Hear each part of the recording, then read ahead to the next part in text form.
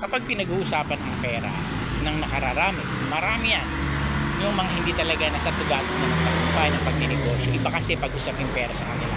Pero dun tayo sa mga empleyado, katulad natin, di ba, mga empleyado, nangangamuhan, pag pera ang pinag-uusapan, medyo hindi tayo ganun kalalim. Pero bakit tayo lagi nagtatrabaho? Para kumita ng pera. Pero yung pera pininiglect natin. Alam ba natin ang pera matampuhin din yan? Hindi mo napapansin, yung tao na ayaw ng pera, nilalayuan ng pera. Kasi may ano yan eh, hindi naman sinasabi na ano, pero napag-aaralan talaga. Kasi sa akin nangyari din yan eh, yung mga before na nasa late 20s, 30s tayo, nung tayo nagtatrabaho pa talaga ng schooling. Wala sa akin ang pera, ang gusto ko lang makatapos ako that time, makapag-aaral ako, mabili yung gusto ko, ganun lang. Pero trabaho naman tayo ng trabaho. Hindi at nung ano lang for how many years from doon ko na-realize, ito pala yung talagang nung nag-boom na yung social media, doon ko nakita na ganito lang pala ang dapat gawin sa pera. Napakasimple lang pala. Una, pahalagahan mo ang pera.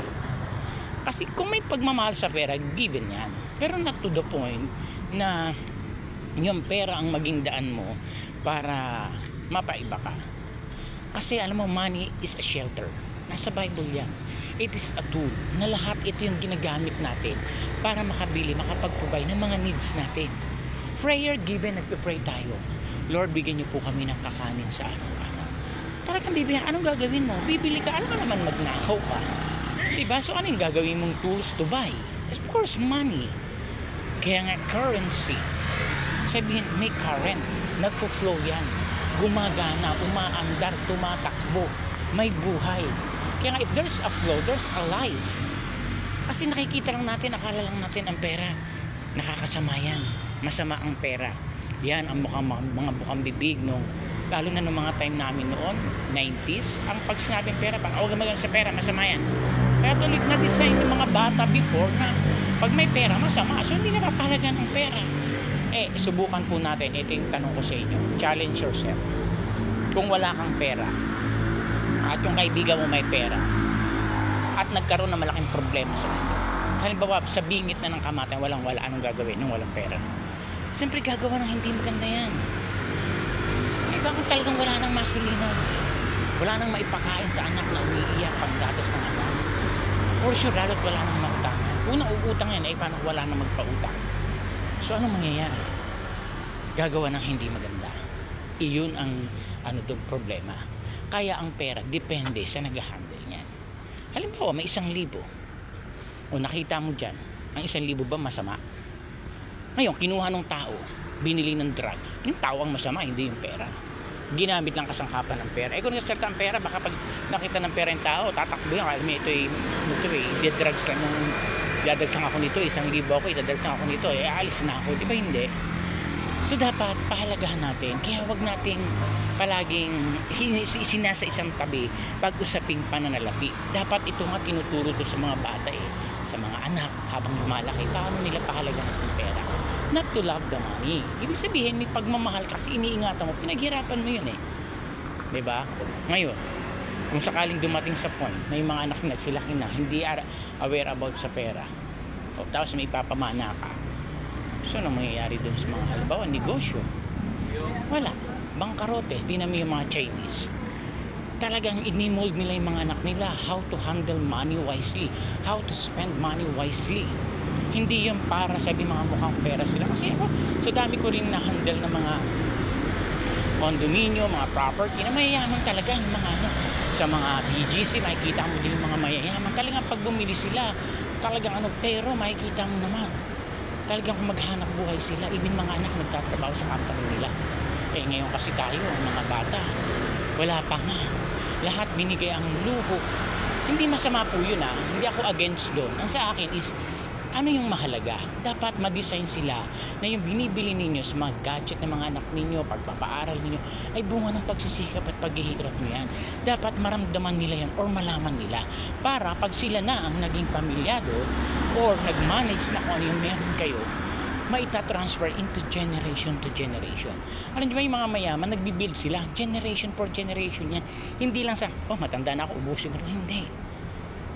Diba? Talagang tinatransfer nila. Kaya yung lahi nila yung angkan nila, hindi napuputol ang pagyaman kasi nga na-design na nila, nagkaroon na sila ng system to grow. Paano? Diba? Iba sa atin, pag pinamano mo, binenta ang mga lupa, hindi mo lang kinultivate o hindi mo lang pinagyaman. So pag nabangkarote na, wala ng pera, saan na? Peter na lang sa kung saan sa lansangan niya sa iba. Kasi may nakakausap ako dito dyan sa when I was in Manila pa, doon ako nagbo-board pa. Dadaanan ako hindi naman sila sobrang pulubi, nakakausap ko. Sabi ko, ba't dito kayo nakatira? May province pala kayo. Alam mo sagot nila, nabentahan namin ng lupa. Nakipagsapala na kami sa Manila. Ang hirap pala ng buhay dito. So naubos lahat. Ito kami ngayon, wala na kaming mauwian. Imagine mo yun. Kasi hindi inassist nila, kulang sila sa kaalaman. Iyon ang kailangan. Dapat magpayamanin natin yung kaalaman natin. Kasi ito ang susi sa tagumpay, yung ating kaalaman, karunungan. Hindi yung pera. Ang pera, madaling kitain na yan. Pero paano mo i-handle yan? Napalakihin mo pa siya. Diba? Ang mayayaman, maghirap yan. Sabi nga nila, di ba napupanood din naman sa mga YouTube? Maghirap man siya ngayon, kaya niyo bumalik sa pagpapayaman. Kasi may sistema sila. Alam na nila. Itinutuloy-tuloy lang. Dapat consistency. Kaya hindi ko sinasabi mukha tayong pera. Pahalagahan ang pera. Ilagay sa tama ang pera. I-invest natin. Pag binigyan tayo ng pagkakataon, pag binigyan tayo ng biyaya, na binigyan tayo ng pera, saan mo dadalhin? Dapat i-invest mo yan. Sweldo, that is blessings from God. Hindi yan sabihin mo kasi nagtrabaho kayo hindi eh. Sa kanya lahat yan. Natural magtatrabaho ka, kaya binigyan ka ng lakas, binigyan ka ng katawan, may mga joint ka na kaya mong paigutin, may mga mata ka, may pandinig ka. Para sa kanya, to go yourself first. Pag yung iba, unahin mo yung sarili mo. Ngayon, pag lumago ka na, may mga biya, may sahod ka na, saan mo dadalhin ng sweldo mo? You have to allocate. Hindi kasi iba sasabihin, wala naman siya akong pera kaya hindi ako makapagnegosyo. Yung iba nga walang trabaho sa probinsya o nagtiga mo sa pagtinda-tinda and then ngayon nag-boom na. Tayo pa kaya every week, every 15 days may sweldo o allocate mo lang. Sabi may pamilya ako, yan lagi ko sinasabi sa vlog ko. Gas-gas na yan. Kung ngayon nakaisip ako, may pamilya ka nga, ganyan ka pa mag-isip. Anong ipapamana mo sa pamilya mo? Yung ganyang baluktot na pag-iisip. Hindi ka kakitaan ng kalakasan ng mga anak nyo na ito yung father ko, ito yung mother ko, napakaano. Kasi ako meron din ako mga pinsan na talaga naman, nagsimula naman din talaga naman lahat sa wala, kahit naman sino, di ba? Pero nag-grow sila, napagtapos ang mga anak, napag-aral, ngayon maganda ang buhay. Di ba? Hindi yung reason na kayo ay kung nawala kayo sa buhay. Hindi pwedeng wala. Meron tayo, posibilidad. Ano yung meron ka? Diba ito sa Bible nga, mababasa ninyo, diba yung isa kong babae na wala nang langit, maubos na yung pagkain nila, halos yun na lang para mamatay sila, diba? Sa nga nagkaroon ng famine, yung taggutom. So nasabi nung isang propeta, ano ba yung meron ka sa bahay? May kaunti po kaming langis. Yung gamitin mo dyan ating harina, pinadami. Kasi ibig sabihin, in-invest niya yun.